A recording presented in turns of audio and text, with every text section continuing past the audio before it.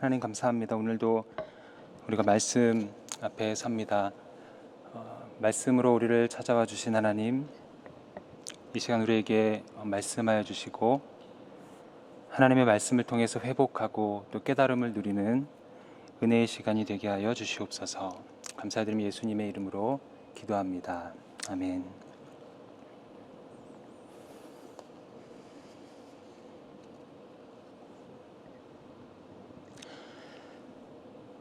하나님의 말씀은 우리 인생을 비추는 거울과 같습니다. 하나님은 말씀을 거울 삼아 우리 인생을 비추기를 원하십니다. 하나님의 말씀에 우리 인생을 비추어 보고 혹시 잘한 부분이 있다면 하나님의 칭찬의 음성을 듣기를 원하십니다. 혹시 우리의 인생을 말씀으로 되돌아보며 조금 부족한 부분이 있다면 우리가 거울 앞에서 우리의 옷을 정돈하듯 다시 한번 하나님의 말씀으로 우리의 인생을 정돈하기를 원하십니다. 얼마 전에 한 영상을 통해서 BTS가 성공한 이유를 접할 수가 있었습니다. 그 영상에서는 그들이 성공한 이유 중 하나를 리뷰의 습관화라고 이야기를 하고 있습니다. 영상 속에 BTS의 훈련하는 모습이 나왔습니다. 그리고 인상적이었던 부분은 그들이 무대에 오르기 전까지 그들이 촬영한 연습 영상을 끊임없이 반복해서 보는 모습이었습니다. 자신이 맡고 있는 부분이 조금 틀린 부분이 있다면 무대에 오르기 전까지 계속해서 연습하는 모습, 그리고 함께 그 영상을 보면서 서로의 부족한 부분을 또 실수한 부분을 서로 나누며 끝까지 연습을 하는 그런 모습을 볼 수 있었습니다. 끊임없이 자신의 모습을 들여다보고 실수를 피하고 싶지만 직면하고 또 수정하는 리뷰의 습관화, 이것이 BTS라는 그룹을 세계적인 그룹으로 만든 이유 중 하나라는 내용의 영상이었습니다. 우리는 물건을 구입한 후에 리뷰를 합니다. 그리고 책을 읽은 후에도 리뷰를 합니다. 물론 어느 사이트에 가서 직접 작성하지는 않을지라도 우리가 물건을 사거나 책을 접한 후에 우리의 마음 가운데에 그 물건과 책에 대한 리뷰가 남기 마련입니다. 무엇보다 우리에게 필요한 리뷰가 있다면 우리 인생에 대한 리뷰입니다. 여러분의 삶에 대한 리뷰, 여러분의 하루에 대한 리뷰가 필요한 것입니다. 특별히 우리가 우리의 인생을 되돌아보며 생각해 볼 때에 하나님의 말씀에 비추어서 우리의 인생을 볼 수 있어야 합니다. 고든 맥도날드 목사님의 하나님의 축복하시는 삶에 소개된 이야기입니다. 어느 랍비를 찾아갔던 한 박식한 사람의 이야기가 있다. 그는 결코 나이가 어리지 않았지만 살아오는 동안 한 번도 랍비를 찾아가 본 적이 없었다. 평생 무엇을 했는가? 라고 랍비가 물었다. 탈무드 전체를 3번 훑었습니다. 그 박식한 사람이 대답했다. 그러자 그 랍비는 그래, 하지만 탈무드가 자네를 훑고 지나간 건 몇 번이나 되나? 라고 물었다. 하나님의 말씀을 읽고 듣고 보는 일은 소중한 일입니다. 그러나 더 중요하고 하나님께서 오늘 우리에게 주신 말씀을 통해서 도전하시는 내용은 하나님의 말씀으로 우리의 인생을 비춰보라는 것입니다. 하나님의 말씀으로 우리의 인생을 비추어 볼 때 어떤 유익이 있을까요? 우리는 왜 하나님의 말씀으로 우리의 인생을 비춰 보아야 할까요? 이러한 내용에 대해서 함께 말씀을 통해 깨닫고 은혜 나누기를 원합니다. 첫 번째로 하나님의 말씀으로 인생을 리뷰할 때에 우리는 승리의 기쁨을 맛볼 수가 있습니다. 오늘 본문 말씀 히브리서 4장 12절의 첫 번째 부분을 한번 보시면 하나님의 말씀은 살아있고 활력이 있어. 히브리서 저자는 하나님의 말씀에 대해서 살아있다고 이야기를 합니다. 하나님의 말씀은 성경 안에 갇혀 있는 죽어 있는 문자가 아닙니다. 하나님의 말씀은 살아서 우리의 삶에 가까이 함께 하십니다. 또한 히브리서 저자는 하나님의 말씀이 살아있을 뿐 아니라 활력이 있다고 이야기를 합니다. 활력이 있다라는 단어는 강력하다, 효과적이다, 활동적이다라는 뜻을 가지고 있습니다. 하나님의 말씀은 살아있고 활동적이기 때문에 우리의 삶에 함께 하실 때에 아주 적극적으로 함께 하십니다. 하나님이 우리에게 말씀으로 함께 하실 때에는 우리가 요즘 사회적 거리를 두며 관계를 유지하듯 그렇게 멀찌감치 떨어져서 우리와 함께 하시는 것이 아닙니다. 존 오트버그 목사님이 이런 얘기를 했습니다. 하나님은 우리의 피부보다 더 가까이 계시다. 하나님의 말씀이 살아서 적극적으로 우리의 삶에 함께할 때에는 그 무엇보다도 우리의 삶에 직접적으로 그리고 적극적으로 함께 하신다는 의미입니다. 그래서 예수님께서는 예수님이 함께 하시는 것이 곧 예수님의 말씀이 함께 하시는 것과 동일한 것으로 여기셨습니다. 요한복음 15장 7절의 말씀을 보면 너희가 내 안에 거하고 내 말이 너희 안에 거하면, 이 말씀은 예수님이 우리 안에 거하시고 우리가 또한 예수님 안에 거한다라는 말씀입니다. 그 말씀을 하시면서 예수님이 우리 안에 거하실 때라고 말씀하실 때에 예수님의 말씀이 우리 안에 거한다라고 예수님은 이야기하고 계십니다. 그만큼 우리가 예수님과 동행하는 것처럼 하나님의 말씀이 우리와 함께 하신다라는 의미입니다. 하나님의 말씀이 우리의 삶에 이처럼 적극적으로 함께 하실 때에 일어나는 일이 있습니다. 그것은 승리의 기쁨을 맛보게 된다는 것입니다. 하나님의 말씀으로 우리의 인생을 비추어 볼 때에 우리는 영적인 기쁨과 만족을 누리게 됩니다. 하나님의 말씀으로 우리가 동행하며 살아갈 때에 우리는 어떤 유혹이 우리에게 찾아왔을 때에도 그 유혹을 이기며 살아갈 수가 있습니다. 승리의 기쁨, 이 승리의 기쁨이 오직 하나님의 말씀을 통해서 우리에게 주어진다는 것이죠. 사도 바울은 에베소서 6장에서 하나님의 전신갑주에 대한 이야기를 하고 있습니다. 전신갑주가 총 7가지로 소개되고 있습니다. 그 중에 유일하게 한 가지가 무기로 소개되는데, 말씀을 보면 하나님의 말씀 곧 성령의 검이라고 소개하고 있습니다. 7가지의 전신갑주 중에서 하나님의 말씀이 유일한 무기가 된다라는 것입니다. 6가지는 방어를 위한 전신갑주입니다. 우리가 방어만 잘 해도 결코 지지는 않을 것입니다. 그러나 기억해야 될 것은 방어만 해서는 결코 이길 수는 없는 것입니다. 그렇기 때문에 방어만 해서는 승리의 기쁨을 맛보지 못하게 되는 것이죠. 공격을 할 때에 하나님의 말씀의 무기를 들고 삶을 살아갈 때에 우리는 승리의 기쁨을 맛보게 되는 것입니다. 2002년 월드컵 이탈리아전에서 모든 국민에게 기쁨을 주었던 순간은 안정환 선수가 마지막에 골든골을 넣은 순간이었습니다. 공격과 수비 모두가 중요하지만 우리가 방어만 해서는 결코 승리의 기쁨을 맛보지 못한다는 것이죠. 우리가 하나님의 자녀로서 인생을 살아갈 때도 마찬가지입니다. 우리가 예수 그리스도를 믿는 순간 우리는 영원한 생명을 보장받았습니다. 그래서 지금 이 순간 죽는다고 해도 우리는 하늘나라에 입성하여 주님과 함께 영원히 살아가게 됩니다. 이것이 우리에게 있는 가장 큰 기쁨이지만 이 땅을 살아가는 우리의 현실 세상 속에서 우리에게 주시는 하나님의 기쁨은 말씀을 통해서 승리를 경험하게 하시는 기쁨이라는 것입니다. 하나님은 인생의 다양한 상황 속에서 하나님의 말씀을 떠올리게 하심으로 아주 적절한 말씀으로 우리를 위로하시고 우리를 승리하게 하십니다.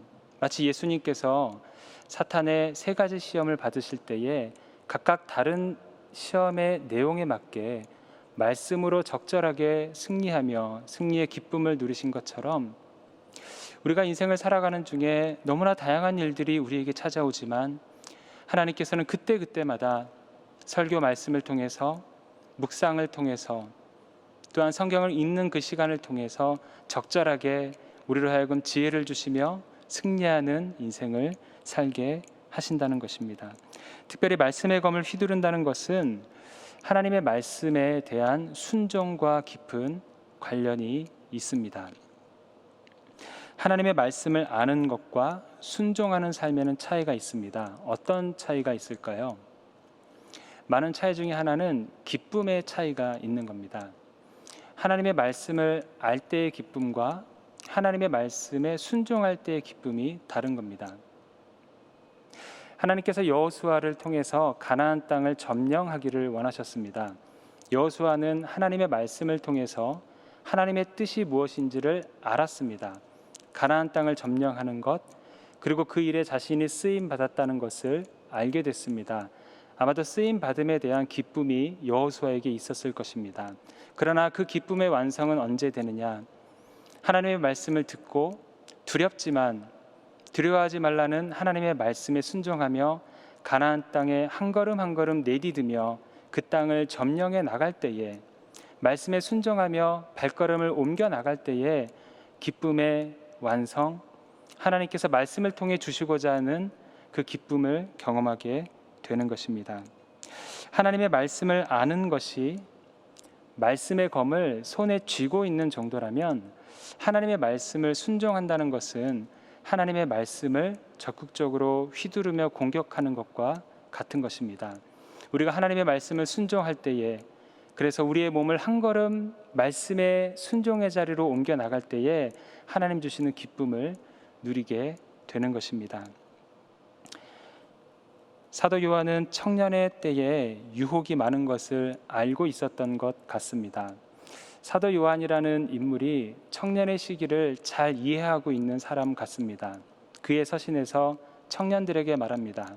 하나님의 말씀이 너희 안에 있으니 말씀으로 승리하라고, 승리할 수 있다고 권면합니다. 요한 1서 2장 14절의 말씀을 보면, 청년들아 내가 너희에게 쓴 것은 너희가 강하고 하나님의 말씀이 너희 안에 거하시며 너희가 흉악한 자를 이기었음이라.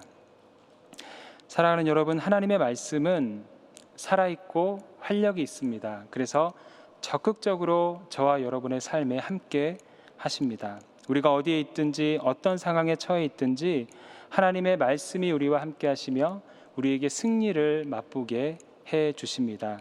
특별히 하나님의 말씀에 순종함으로 우리는 진정한 기쁨을 맛보게 됩니다. 하나님의 말씀에 순종함으로 주님이 주시는 기쁨을 누리며 살아가는 저와 여러분의 삶이 되기를 주님의 이름으로 축복합니다. 두 번째로, 하나님의 말씀으로 인생을 리뷰할 때에 성장의 기쁨을 맛볼 수가 있습니다. 오늘 본문 말씀의 중간 부분입니다. 좌우의 날선 어떤 검보다도 예리하여 혼과 영과 및 관절과 골수를 찔러 쪼개기까지 하며. 하나님의 말씀이 좌우의 날선 어떤 검보다도 예리하다고 이야기합니다. 그리고 혼과 영과 관절과 골수를 찔러 쪼개기까지 한다고 말합니다. 하나님의 말씀이 예리하고 섬세하고 강력하다라는 것을 이야기하고 있습니다. 이런 하나님의 말씀이 우리에게 하시는 일 중 하나는 우리를 아름답게 만들어 가신다는 것입니다. 하나님은 예리하고 섬세하고 강력한 말씀의 검으로 우리의 인생을 아름답게 만들어 가십니다. 하나님은 우리의 영혼의 정원사와도 같습니다. 하나님은 그분의 말씀으로 우리의 영혼을 아름답게 가꾸어 가십니다. 정원사가 정원을 아름답고 깨끗하게 가꾸어 가듯 하나님은 말씀을 통해서 우리의 영혼, 우리의 내면을 다듬으시며 가꾸어 가십니다. 하나님은 의사가 환자를 수술하는 그 수술을 위해 들고 있는 수술용 칼과 같은 말씀으로 우리에게 다가오십니다. 의사가 환자를 수술할 때에 몸에 불필요한 부분을 도려내듯 하나님은 말씀으로 우리 안에 있는 부정한 것들을 도려내십니다. 우리의 삶에 있는 쓴뿌리를 잘라내시고 우리의 삶에 있는 잘못된 생각을 잘라내십니다. 이것이 하나님의 말씀으로만 가능하다는 것이죠. 우리가 수술 후에는 세상이 달라 보인다고 합니다. 아픔 후에는 세상이 아름다워 보인다고 합니다. 우리가 또한 아름다운 것을 볼 때에는 기쁨과 만족이 있습니다. 이것이 말씀으로 인생을 리뷰하는 사람이 느끼는 기쁨이고 또 축복이라는 것이죠. 하나님께서 말씀으로 우리를 아름답게 세워가시면서 우리가 그렇게 빚어가는 우리의 모습을 보면서 하나님 주시는 기쁨을 누리게 된다는 것입니다. 다윗은 하나님의 마음에 합한 사람이었습니다. 다윗은 성숙한 사람이었습니다. 지금까지도 많은 사람들에게 존경받고 있는 인물입니다. 그가 어떻게 뛰어난 인물로서 하나님 앞에 사람 앞에 존경을 받을 수 있었을까요? 그의 삶 가운데 발견되어지는 한 가지는 그가 언제나 하나님의 말씀으로 자신의 삶을 비춰봤다라는 것입니다. 한 번은 사울 왕에게 쫓기는 중에 사울 왕이 용변을 보는 중에 다윗이 그를 죽일 수 있는 기회가 찾아왔습니다. 자신을 죽이려고 쫓아오는 사울 왕을 그가 죽일 수 있는, 복수할 수 있는 절호의 찬스였던 것이죠. 그러나 다윗은 조급하게 행하지 않고 자신에게 주어진 그 상황을 하나님의 말씀으로 비추어 봅니다. 하나님의 말씀은 하나님께서 기름 부어 세우신 왕을 인간이 해하지 말라는 것이었습니다. 다윗은 자신의 마음 가운데에는 그에 대한 분노가 있을지 모르지만 하나님의 말씀으로 상황을 비추어 보며 그를 용서합니다. 그의 생명을 보존해주고 죽음이 아니라 생명을 선택하는 성숙한 모습을 보여줍니다. 한 번은 밧세바를 범하는 죄를 지었습니다. 하나님께서 나단 선지자를 통해서 책망의 메시지를 다윗에게 주십니다. 그 순간 다윗은 다시 한번 하나님의 말씀으로 자신의 인생을 비추어 봅니다. 죄를 고백하는 것이 어려운 일이지만, 죄를 인정하는 것이 힘든 일이지만 다윗은 하나님의 말씀에 자신의 인생을 비추어 보며 죄를 고백하고 회개하는 자리로 나아갑니다. 이것이 하나님의 말씀의 인생을 비추어 보는 다윗의 모습, 그렇게 함으로써 하나님 앞에 사람 앞에 인정받는 다윗의 모습입니다. 이러한 다윗의 모습을 통해서 하나님께서 어떤 축복을 주시는가? 시간이 지날수록, 날이 갈수록 늘 말씀에 붙잡혀 살아가는 다윗의 인생을 점점 강성하게 하셨다고 성경은 기록합니다. 사무엘하 5장 10절의 말씀을 보면 만군의 하나님 여호와께서 함께 계시니 다윗이 점점 강성하여 가니라. 말씀에 붙잡혀 살아갈 때에 처음보다 나중이 더 아름다워졌다는 겁니다. 말씀에 붙잡혀서 살아갈 때에 지금의 모습보다 나중이 더 형통하고 강성해졌다라는 것입니다. 사랑하는 여러분, 하나님은 말씀으로 우리의 인생을 아름답게 만들어 가십니다. 그래서 우리의 인생은 분명 지금보다 나중이 더 아름다울 것입니다. 탁월한 작품은 탁월한 예술가에 의해서 나오기 마련입니다. 탁월하신 하나님은 하나님의 말씀으로 지금 이 순간에도 여러분의 영혼과 여러분의 인생을 아름답게 만들어가고 계십니다.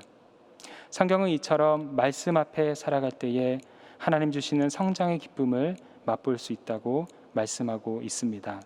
이러한 은혜가 우리 모두에게 있기를 주님의 이름으로 축복합니다.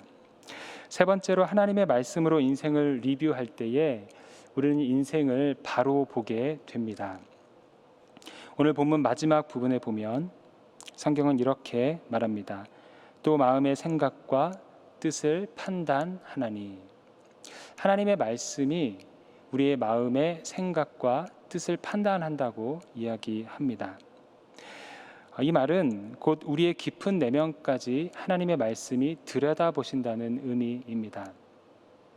우리가 몸에 이상이 있을 때에 MRI를 찍어서 그렇게 찍게 되면 몸의 대부분의 부분을 확인하게 되지만 우리의 생각과 마음 그리고 우리의 의도는 확인할 수가 없습니다. 아무리 탁월한 심리학자를 찾아간다 하더라도 우리의 마음과 생각, 의도는 우리가 판단하기가 어렵고 발견하기 어렵습니다. 그러나 하나님의 말씀 앞에 설 때에 우리가 하나님의 말씀을 통해서 우리의 인생을 그제서야 비로소 바로 볼 수 있게 된다라는 것이죠. 한 번은 옷이 필요해서 옷가게를 갔습니다. 그리고 여러 가지 옷들을 입어보고 벗어봤습니다. 마음에 드는 옷이 있어서 옷을 갈아입고 거울 앞에 섰습니다. 그런데 거울 앞에 비춰진 제 모습이 평상시와 다르게 꽤 괜찮아 보이는 겁니다. 그래서 이 옷이 내 옷인가 보다 싶어서 고민하지 않고 바로 결제를 하고 집으로 돌아왔습니다. 속으로 생각을 했습니다. 내가 키가 좀 컸나? 피부가 좀 좋아졌나? 왜냐하면 그 옷가게에 비춰진, 그 거울에 비춰진 제 모습을 봤을 때에 평상시보다 왠지 모르게 비율도 좀 좋아 보이고 피부톤도 굉장히 좋아 보이는 겁니다.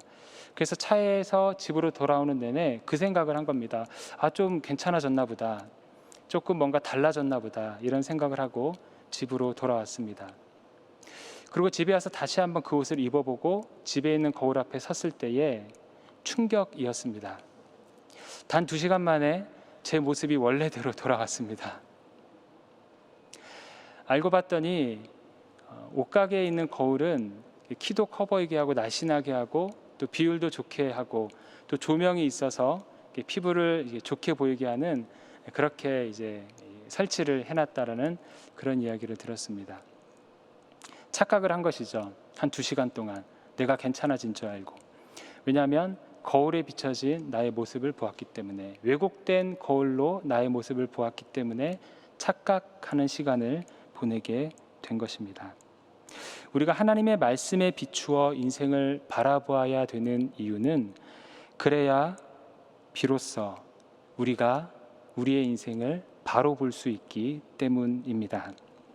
사탄의 나라의 기준에 인생을 비추어 보면 우리는 인생을 왜곡해서 보게 됩니다. 사람의 소리에 귀를 기울이면 우리는 인생을 왜곡해서 보게 되지만, 하나님의 말씀에 귀를 기울이며 우리의 인생을 보게 될 때에 그제서야 우리는 우리의 인생을 바로 볼 수가 있게 됩니다. 잘못 산 것 같지만 하나님의 말씀에 비추어 보면 여러분 잘 살고 있을 수도 있습니다. 잘 살고 있는 것 같지만 하나님의 말씀에 비추어 봤을 때에 잘못 살고 있을 수도 있습니다. 그렇기 때문에 우리는 늘 우리의 인생을 비추어 볼 때에 하나님의 말씀으로 우리의 인생을 비추어 보아야 하는 것입니다. 우리가 무엇보다 우리의 인생을 비추어야 될 하나님의 핵심 메시지는, 하나님은 사랑이시고 그 하나님이 우리를 사랑하신다는 사실입니다. 하나님은 우리를 아들을 주시기까지 사랑하셨습니다.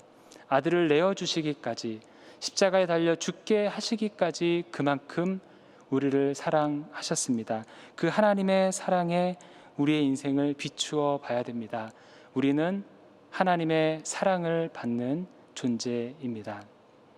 사탄은 우리의 존재에 대해서 하나님의 사랑보다 우리의 죄가 크게 생각하도록 만듭니다.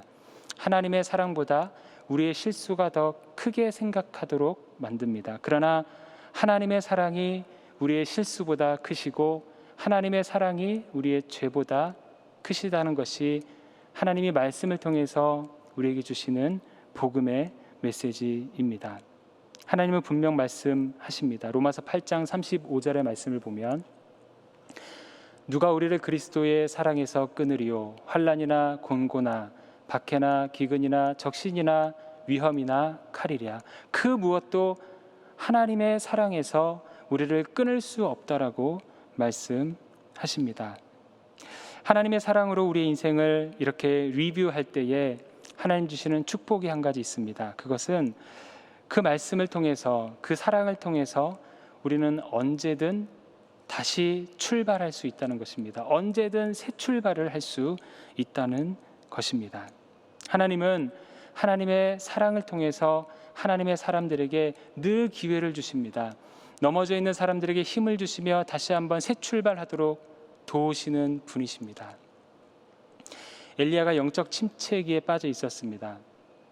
정말 열심히 삶을 살았습니다. 하나님의 말씀에 순종하며 살았습니다. 그런데 자신의 삶에 주어진 환경을 되돌아보니 전혀 잘된 일이 없는 겁니다. 차라리 목숨을 가져가라고 그렇게 영적 침체의 순간을 보내고 있는 엘리야에게 사랑의 하나님이 찾아가십니다. 그리고 세미한 음성으로, 하나님의 말씀으로 그에게 사명을 주십니다.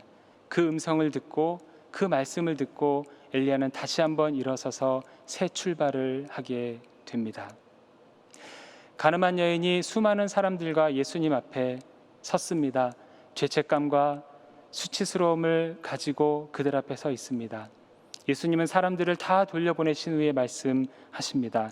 너를 정죄하는 사람이 아무도 없고 나도 너를 정죄하지 않는다. 가서 다시는 죄를 짓지 마라.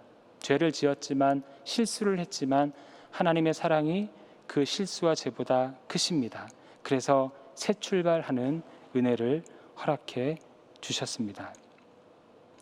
찰스 스팔전 목사님이 유명한 말을 남겼습니다. 가장 중요한 생활 습관 중 하나는 복음을 다시 떠올리는 것이다. 우리가 말씀을 통해서 늘 복음을 떠올릴 때에, 하나님의 사랑을 떠올릴 때에 우리는 매일 새 출발을 할 수가 있는 것입니다.